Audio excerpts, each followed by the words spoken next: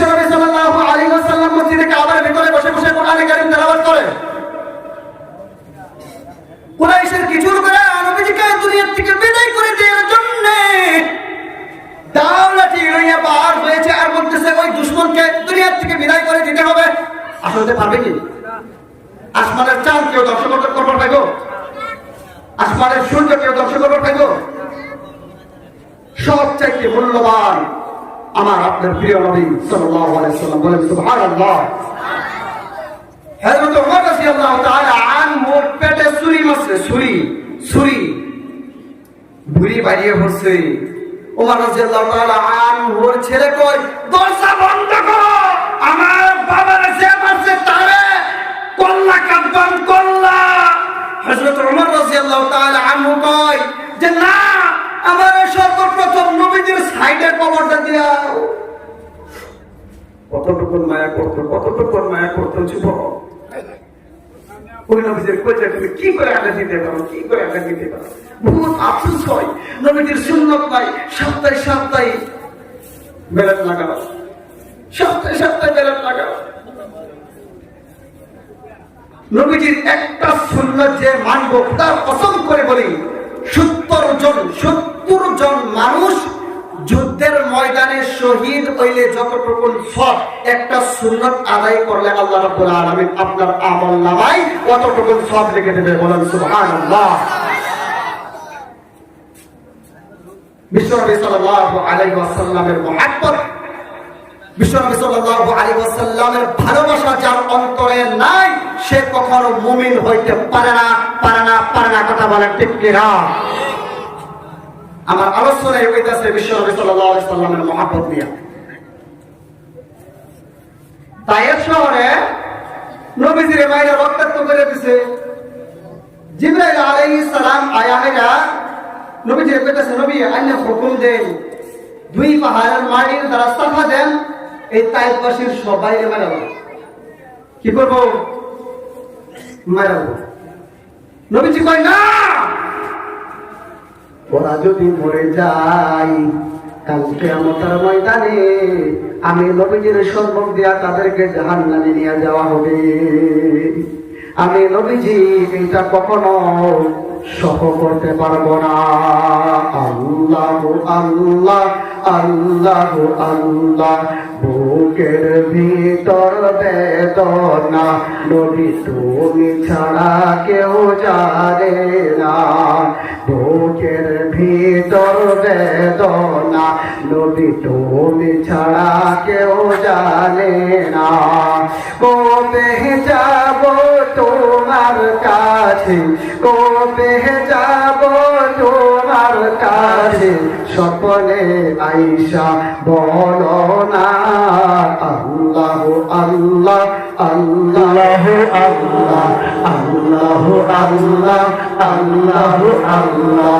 প্রিয় ভাইরা আমার, বন্ধুরা আমার, বিশ্বনবী সাল্লাল্লাহু আলাইহি ওয়াসাল্লাম মসজিদে কাবার ভিতরে বসে বসে কোরআন কারীম তেলাওয়াত করতেছে। কথাটা মনে আছে? মনে আছে না?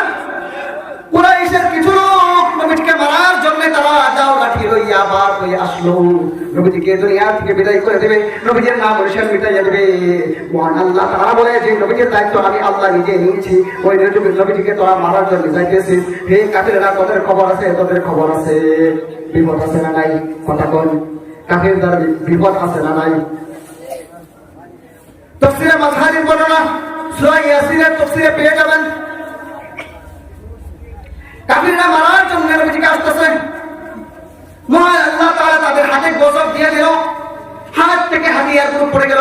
এই হাত দুইটা এইভাবে গলায় গিয়ে আমার কান লেগেছে, মানে অটোমেটিক আটটা আয়া এভাবে লেগেছে। সুবহানাল্লাহ। আটটা লেগেছে। আর দেখেন আল্লাহ পাকের কুদরত কতটুকু। তার চোখ কানা হয়ে গেছে। কি হয়ে গেছে? কতক্ষণ জোরে কয়, কি হয়ে গেছে? কানা হয়ে গেছে, কিচ্ছু দেখে না। অর্ধেক রাস্তার থেকে তারা বাড়িতে ফিরে গেল। বাড়িতে যাইয়া তারা বসে বসে চিন্তা করে যে নবীদের উপরে আল্লাহ তাআলা কোরআন কারীম অবতীর্ণ করতেছে। ওই কোরআন কারীম নিয়ে সঙ্গে একটা সত্য কিতাব, যে নবীদের উপরে মহান আল্লাহ তাআলা নিজে দুরূদ পড়েছে। ওই নবীজিকে মারার জন্য আমরা অগ্রসর হয়ে গেলাম। হাত বাইরা দিয়েছে, আমাদের চক্ষু কানা করে দিয়েছে।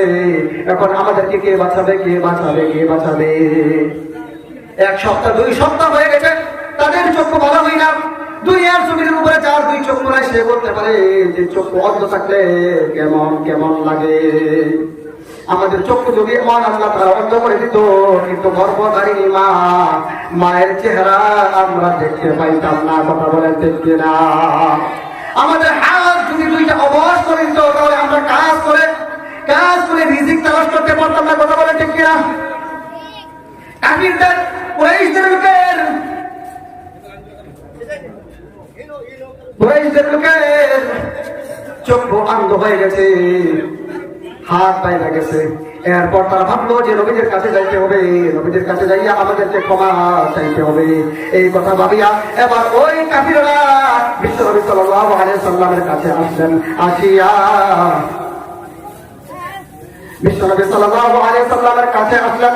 কাছে আসিয়া নবীজির কাছে ক্ষমা চাইলেন আর বললেন, নবী গো, আপনি হাত উঠাইয়া দোয়া করেন, আমরা ঈমান আনবো। আমরা বললাম আমরা ঈমান আনবো। নবী গো, আপনি হাত উঠাইয়া দোয়া করেন, আল্লাহ রাব্বুল আলামিন আমাদের চক্ষু ভালো করে দেয়। আপনাকে খোদার কসম করে বলছি, সঙ্গে সঙ্গে বিশ্বনবী সাল্লাল্লাহু আলাইহি ওয়াসাল্লাম হাত উঠাইয়া দোয়া করলেন।